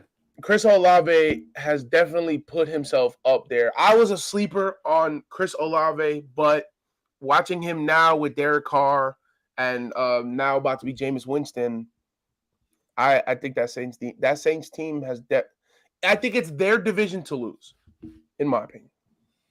Well, yeah, I said that at the beginning of the season. They should be the favorites to win their division, but I'm holding out hope on my Tampa Bay Buccaneers and Baker Mayfield. Oh, I'm not sleeping on the Bucks though. Don't sleep. Ever sleep. Ever sleep. Never sleep. This game is in New. Don't do that. Oh my god! When the Bucks went 2-0, I was like, oh my god, Brandon's gonna kill. Oh my god. And the one loss they had isn't even that bad. They lost to the Philadelphia Eagles. They lost to the Eagles, and then a couple balls go this way, a couple balls go that way. You know what I mean? That's a lot closer game than people expected. Listen, I'm gonna say it's in New Orleans. The Saints tend to do a lot better at home. New Orleans has had Tampa Bay's number for the past couple of seasons as well. Even when Tom Brady was there, that defense has just had their number. Especially Lattimore has had Mike Evans' number in his back pocket. I don't know what to expect from Carr. You said he's week to week. He might play. He might not play. They're saying they're prepared for him not to play. Yeah, I mean, if he does play, I don't know what to expect with that AC sprained joint. And if he doesn't play, we got Jameis Winston, who is a good backup and knows the system of the Saints and knows the system of the Tampa Bay Buccaneers as well. I think it's going to be a close one. I will take the New Orleans Saints to win this game at home in a close, tough game. You're taking them over the Bucs? I gotta be objective. I think the Bucs beat them later on in the season when they go to Tampa Bay. I think it's a split. Next up, we've got the Washington Commanders headed to Philadelphia to take on the Eagles. This is not even a question, bro. Now, it wouldn't be, right? But do you remember this, Nick? Interesting note that the Commanders were the first team that beat Philadelphia last year when they were undefeated in Philadelphia. Later in the season, right? Yeah, when they were 8 or 9-0. They gave them their first loss of the season in Philadelphia after getting blown out in Washington earlier in the season. I know Philadelphia has struggled to win every game this year, and I know it's a divisional game. But with that being said, I still think Philadelphia wins. I think they take care of business. I don't think they lose to the Washington Commanders 2 years in a row in Philadelphia. Don't think that happens. Give me the Eagles. Absolutely, I'm taking the Eagles. I understand people have been talking about Jalen Hurts this, Jalen Hurts that, but I still think they're a lot better than the Commanders. 100%. Next up, we have the Cincinnati Bengals headed to Tennessee to take on the Titans. The Bengals are favored by -2 points. Nick, who you got? I got the Bengals because they gutted out a win last week. Yeah. Thank God because of Joe Burrow, and thank God because of Jamar Chase. Wow, I can't believe I just drew a blank. Jamar had the game. Like he's a top 5 receiver in the league. Oh my God, he had a game last week. My God. But I gotta go with them. You go with the Bengals. Yeah. The Bengals finally got their first dub, like you said. It was an ugly win, but they did it. They got the job done. And a win is a win is a win, right? That's what they say. I think this game is going to be close because like I've said about Tennessee, they are a tough, gritty team. They're going to be competitive. They've got a good, solid defense. They've still got Derrick Henry there. I think it'll be close, but I think Cincinnati gets their second win of the season. My only concern, my only worry is what cost are they putting out there by having Joe Burrow out there? You know, what's the cost of this season to Joe Burrow and the Cincinnati Bengals' future? That's my only. He's on one calf. Yeah, basically, and that's just. It's just my one concern with that, and I worry about it. I really do because I'm a big fan of Joe Shiesty. I think he's the best prototypical quarterback in the league. I know Patrick Mahomes is the guy that, Patrick Mahomes is off script. Joe Burrow is a very Peyton Manning, Tom Brady-esque guy. He's a guy who's a pocket passer, and he reads the defense, and he just picks you apart. That's why I say prototypical quarterback. Okay. Yeah. Okay, Nick. All right. Don't get too hyped. Cool. I'm just saying, okay. Like, I get it. Patrick Mahomes is not ever going to be the GOAT. Everybody knows that. We all know this. Okay. Next up, we've got the Las Vegas Raiders headed to Los Angeles to take on the Chargers. I think if he wins one more, he's in the conversation. No, he's not. The Chargers are favored by -5.5. You want to have the debate later? We can have the debate later, and you will lose that debate 10 times out of 10, Nick. The Raiders are headed to Los Angeles to take on the Chargers. Chargers are favored by -5.5. We got. Come on, man. You know who I got. Who you got? I got the Las Vegas Raiders with the upset. Say it with your chest. I got my Las Vegas Raiders with the upset, man. We looked really good last week. I'm really mad we didn't get that win. Davante Adams is still a stud. Whether Jimmy Garoppolo plays or not, the kid doesn't look that bad.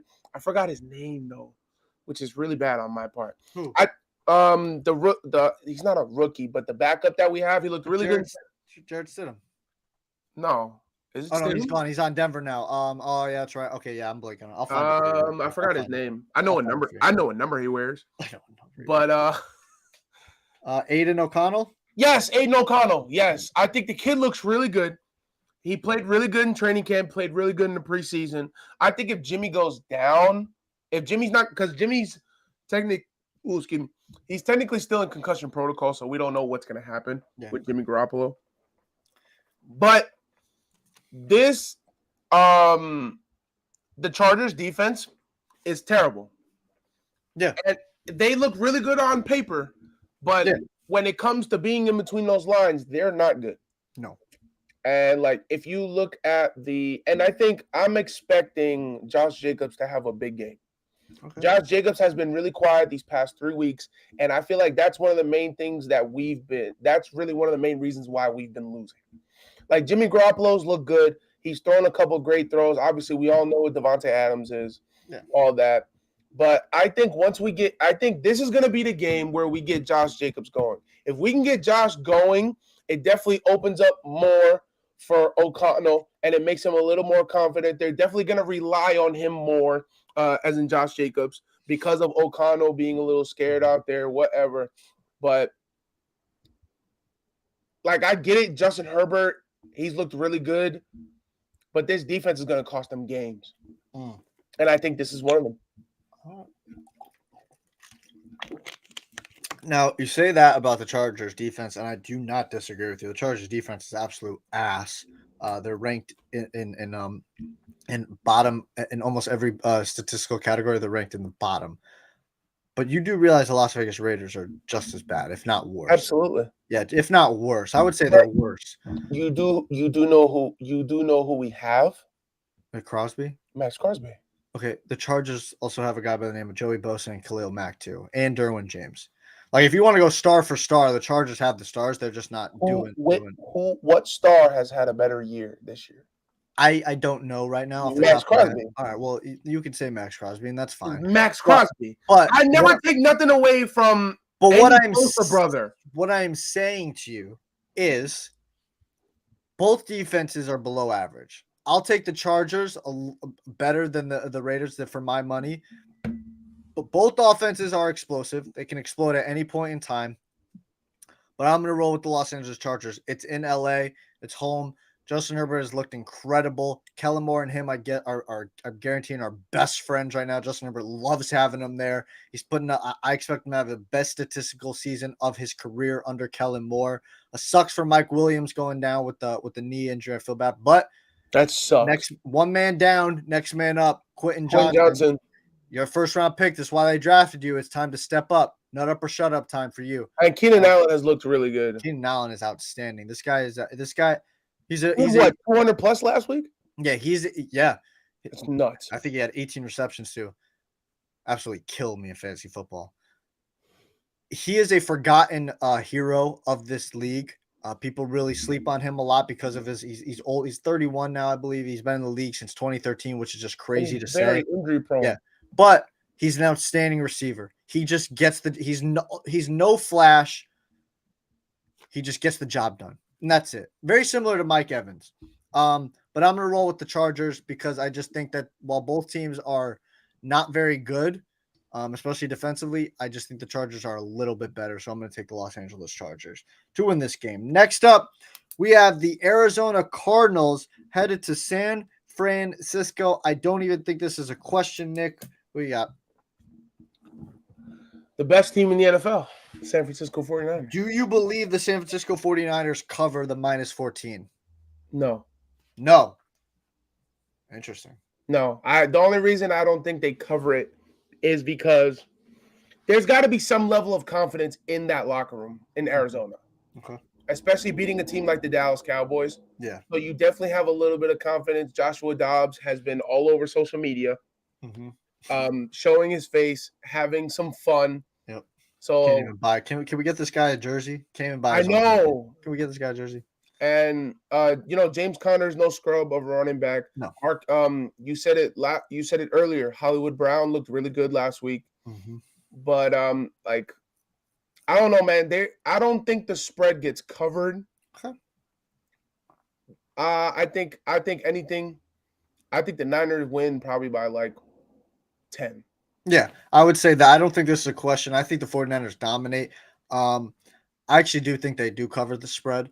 I just think that they are going to be – I don't think they're like the Cowboys. They're going to obliterate them. Yeah, you're not going to be able to run like you did on the Niners, like you did on the Dallas Cowboys. That's not going to happen up front.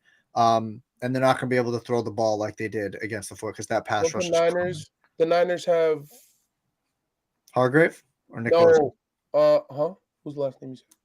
Nick Bosa? Nick Bosa. Yeah. I mean, now it's the defense is stacked top to bottom. They got the best linebacker in the league in Fred Warner.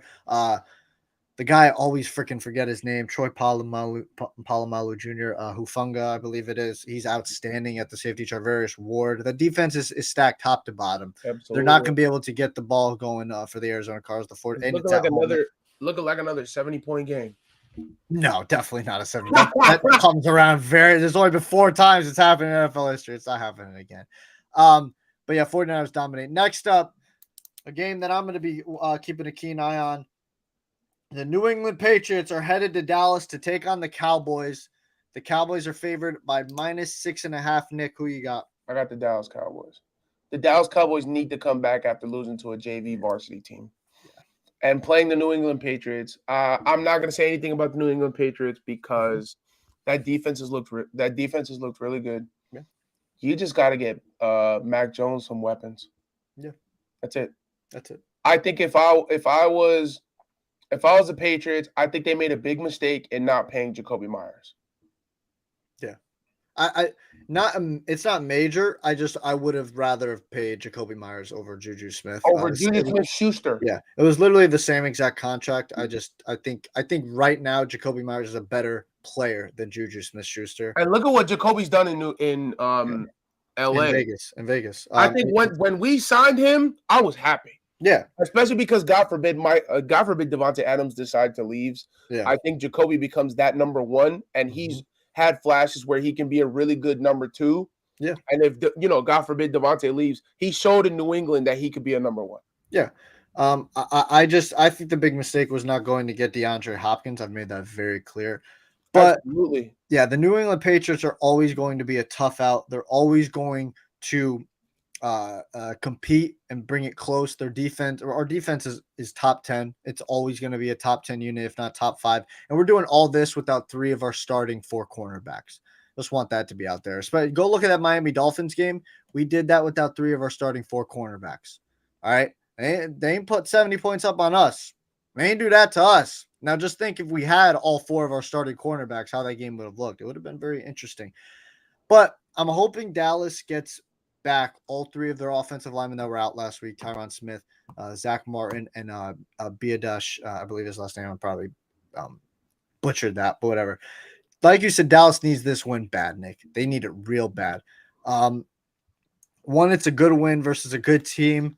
They need to get that bad taste out of their mouth from last week, and they've got to remind everybody and themselves of what they are, right? Because they've got a big matchup next week against the San Francisco 49ers on Sunday Night Football.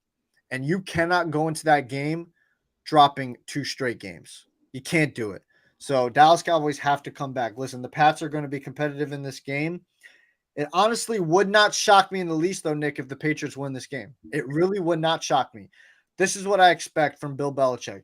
He's going to take away CeeDee Lamb, and he's going to force Dak Prescott to beat him. And then offensively, he's going to run the ball down your throats. Ezekiel Elliott and Ramondre Stevenson are probably going to touch the ball 30-plus times combined. So expect that, and I think it's going to be close, but I'm going to take Dallas in a close one. I think that they have to get this game. I think they have to get it done. Next up, your game, Nick. The Kansas City We're Chiefs. not even going to talk about the Kansas City Chiefs. The Kansas City Chiefs are headed to New York. Let me tee it up. The Kansas City Chiefs are headed to New York to take on the Jets. Sunday Night Football. T-Swizz is going to be in his house. Kansas City's favored by -9.5. Nick, who you got? Trade Zach Wilson. The kid's got to go. Obviously, I'm taking the Kansas City Chiefs. If we had Aaron Rodgers, this would be a different story. Yeah. Just to speak on the Jets real quick. Go ahead. Have your moment. The kid's got to go, man. There have been, okay, you win week 1 against the Buffalo Bills. You got to have some type of confidence. You lose week 2 against the Dallas Cowboys. I had us losing that game even with Aaron Rodgers. That's fine. You come into week 3, no disrespect to you guys, you lose to the New England Patriots, where Zach Wilson most of the times has shined in some of those games against the New England Patriots. You come in and you don't do nothing. You see videos of Garrett Wilson yelling at you, going off on you on the bench. The defensive guys are talking about, bench Zach. Salah's the only guy who's voting for Zach Wilson. The kid's got to go, bro. If everybody's saying something and you're not, you're in the wrong. Like, this offense, I get it. This offense was built around Aaron Rodgers. But this offense can still be something if we can get a quarterback who makes the right reads, who drops back 2 steps instead of 6, who looks and makes a decision instead of standing there and lets yourself get hit and then runs out the pocket and then throws the football away. Like, I just, like, I saw it last year. I understand this was supposed to be his year. He's supposed to sit behind Aaron Rodgers. He was supposed to learn. Unfortunately, that didn't happen. We had to throw him in the fire. And I don't want to go through this another year where we have a top 3, top 4 defense in the league, and then now we have all these weapons on offense, and we can't do nothing. We cannot put points on the board. Like, the kids gotta go. And I said it after week 1, week 2. I was saying, give the kid some confidence. This Patriots game is huge. He didn't do anything. And I understand everybody talks about the offensive line is not good. They got to help him out. No. It's like, I think when you look at Zach Wilson and you look at the offensive line, when you compare the issues, it's 70-30. 70% lean Zach Wilson. Because there are some times where when I watch the Jets games, when I try to watch the replays, I love when they show it overhead where you can see all the plays develop. I've counted over 30 to 40 reads that he's missed in the first half, where it's like first down, where instead of 4th and 14, you can get the 4 and 3. Like he's missing everything. And then on top of that, Salah's playing Dalvin Cook over Breece Hall. It's disgusting. I love Dalvin. I thought signing him was great. I vouched for him. He is a red zone running back. I think if you have an offense like this, who you can't get the pass game going, just give it to Breece. Breece showed that he's healthy. He showed it in week 1. He showed it in week 2, the little bit of burn he got. You got to let Breece loose, especially if you want to keep Zach at the QB. Just tell him hand it off. The less you have Zach do, the better. But overall, play Breece Hall more, Dalvin Cook in the red zone, and Zach's got to go. I don't disagree with you.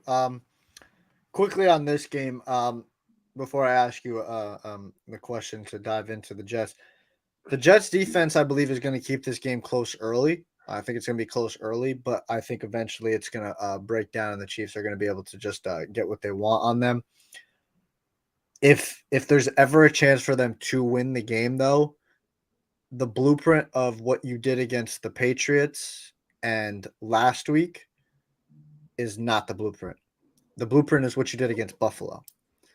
Hand the damn ball off to Breece Hall and Dalvin Cook. Both guys combined should be getting 30-plus carries, right? 15 to 20 for Breece, 10 to 15 for Dalvin Cook. Zach Wilson should be throwing the ball at most 20 times. That's at most 20 times. They're letting this kid go out there and throw it 30-plus times and putting him in terrible positions. You obviously see he is not NFL ready. He can't read an NFL defense. And he lacks the confidence now. He lacks it. It's just, there's no poise whatsoever. There's no pocket presence. There's that quote of what Sam Darnold said, which absolutely killed his career. I'm seeing ghosts out there. That's what Zach Wilson is doing. He's seeing ghosts. And I'm sorry, and I understand, I agree with you. This wasn't supposed to be his year. He was supposed to sit behind Rodgers for 2, maybe even 3 years to actually learn and hopefully develop. He's been thrown into the fire, and he's, again, not showing up. Now, I'm taking the Chiefs to win this game, obviously. Absolutely. Now, I want to ask you this before we move on to Monday Night Football, the final game. Should the Jets go get Kirk or stay the course and get a top draft pick? I think you go get Kirk. I think you go get Kirk because Kirk is on his last year in Minnesota. When you look at what Kirk has done this year, he's thrown for over 300, I think, in 2 of the past 3 games. He's looked really well. He's put points on the board. The defense just can't get it done. When you add a gunslinger like that into an offense like ours, he's not Aaron Rodgers, but he's Aaron Rodgers-esque. But I'm talking about like arm strength, accuracy, stuff like that. Like he's up there in that category. And like I understand Garrett Wilson's not Jetta's, but when you add the combination of Garrett Wilson, Alan Lazard, you have little spurts of Randall Cobb here and there. You play Breece Hall more. Breece Hall can catch the ball. I think all that can add up to Justin Jefferson. And then you give Kirk a top 3 defense where Kirk is not like, damn, like I gotta score all these points just to put us in games. Like Kirk can put points up on the board and just be like, yeah, the defense got me. And then you could start winning games. And I think if you can trade for Kirk, especially on his last deal, his last year, I don't know what's going to happen with Rodgers. Rodgers talking about he's going to come back next year. He's going to play. My man, you're 40-something years old and you just tore your Achilles. You're not Kobe Bryant. You're not Kobe Bryant, and this is not basketball.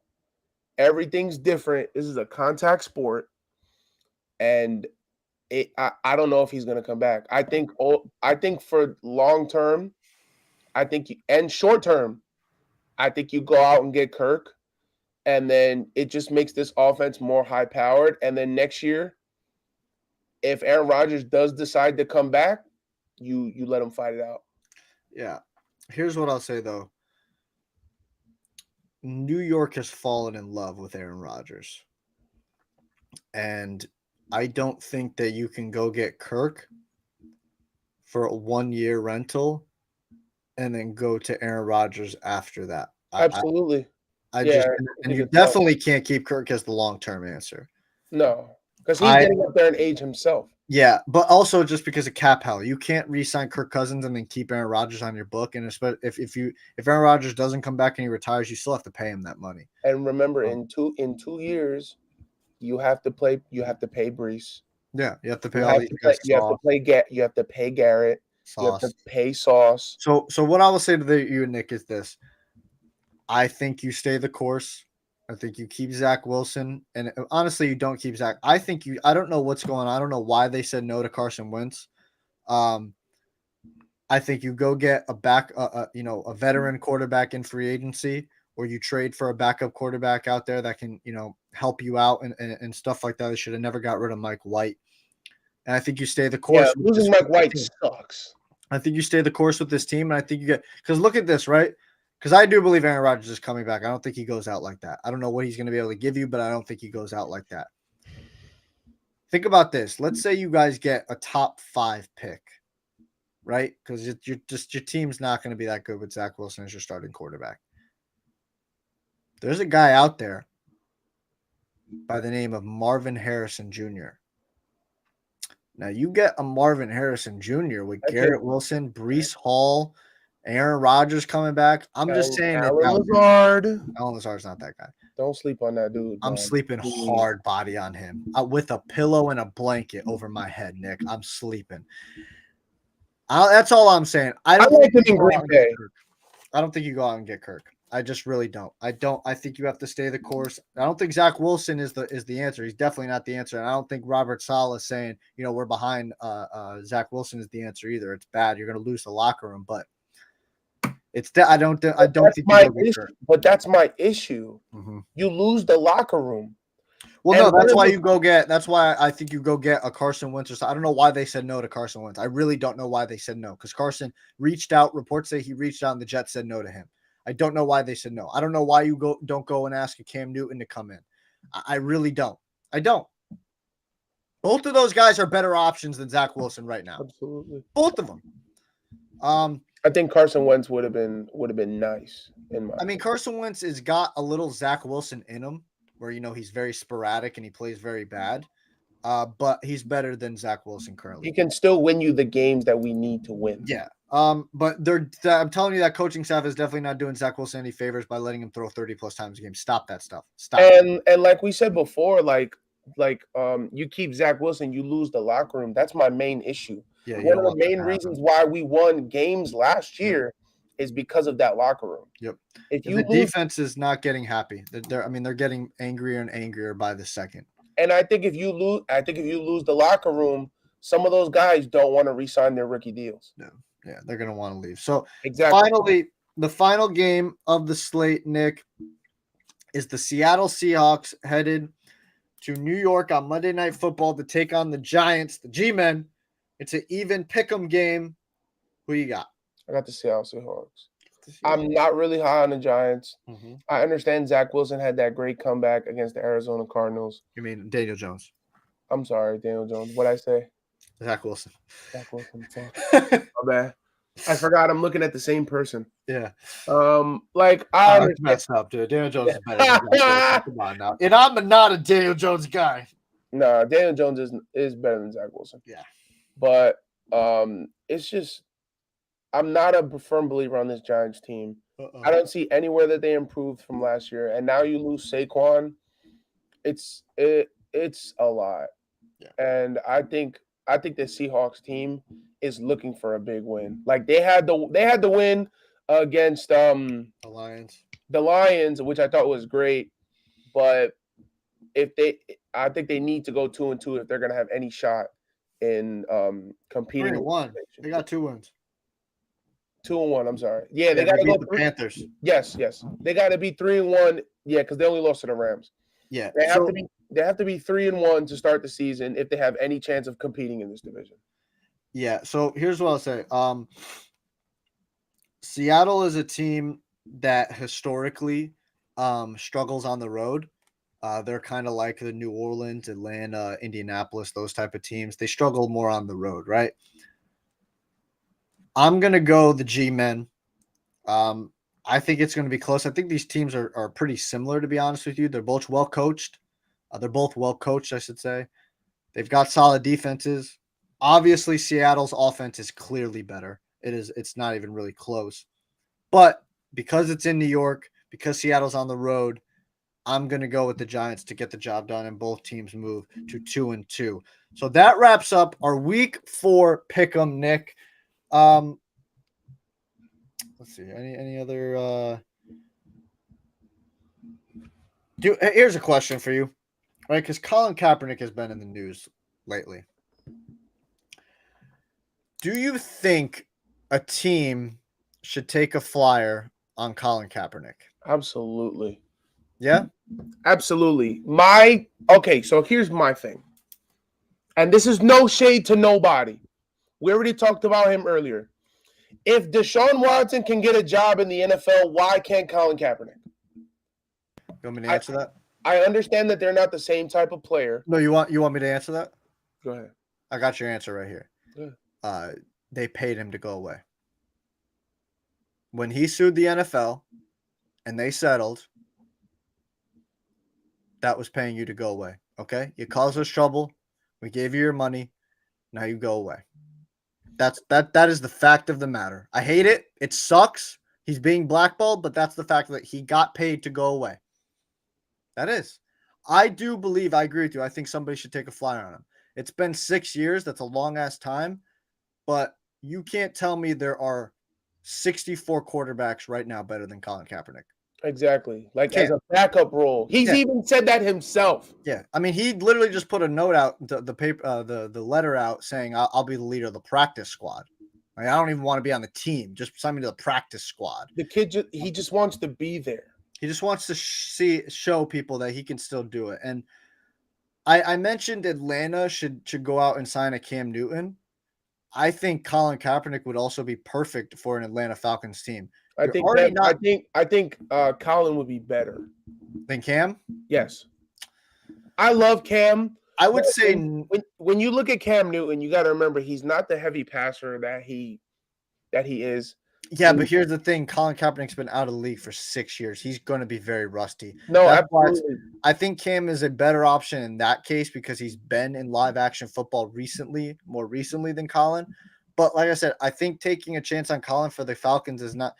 Ritter is not the guy, and you're not even asking Ritter to do much anyway. So you wouldn't be asking Colin to do much, and him Bijan, Algier, that running style offense, that's literally what he lived on and made his career on. Same with Cam Newton. So I do believe somebody should take a flyer on Colin Kaepernick, but I do also understand why he has not played for the last 6 years. And it is because in that settlement, he was paid to go away.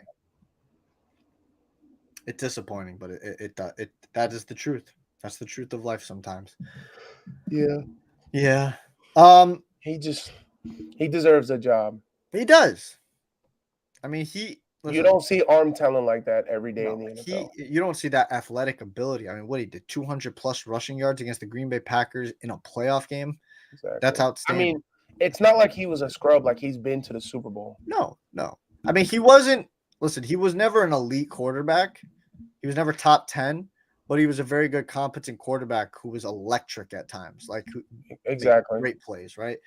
John Harbaugh really, really made him into something special in the San Francisco 49ers days. All right, Nick, that basically wraps up the topics for today. You got anything else that you would like to add? Nothing? Honestly, man, the last thing I'm going to say, Dame, I wish you the best of luck. That's it. I'm still going to be a supporter. I'm still a Damian Lillard guy. I will buy his jersey, but I will never root for the Milwaukee Bucks. He's never going to do it. And I'm never rooting for the Portland Trailblazers ever again. It's fuck Portland for life. I don't know if I'm allowed to say this on here, but Joe Cronin can kick rocks. He can eat a bag of dicks too. Oh, if you're saying that, I was gonna say Joe Cronin can suck my ass. Like all of it too. It's just like I can't believe yesterday really happened. It happened, Nick, but that is going to wrap up episode 129 of the Wise Guys podcast. Nick, thank you for being with us, guys. If you like this episode, give us a thumbs up, subscribe if you are new, share the content, and comment along with us, all right? Tell us how you feel about all the topics we had discussed today. Nick has his own channel, has his own podcast, the Trophy Room Podcast. The link is in the description. Go subscribe to that. Go like his videos and share that content as well. Follow him on Twitter. Links are in the description. Follow me on Twitter and on TikTok and all that stuff. I love interacting with you. Trust me. If you comment on my stuff, I'm going to be there to comment back with you, and we're going to have a good, spirited discussion. I'm here for it. I don't run for no smoke. No smoke. But I love that. Thank you for tuning in with us. Nick, thank you for being here with us. And until next time, stay classy. Ladies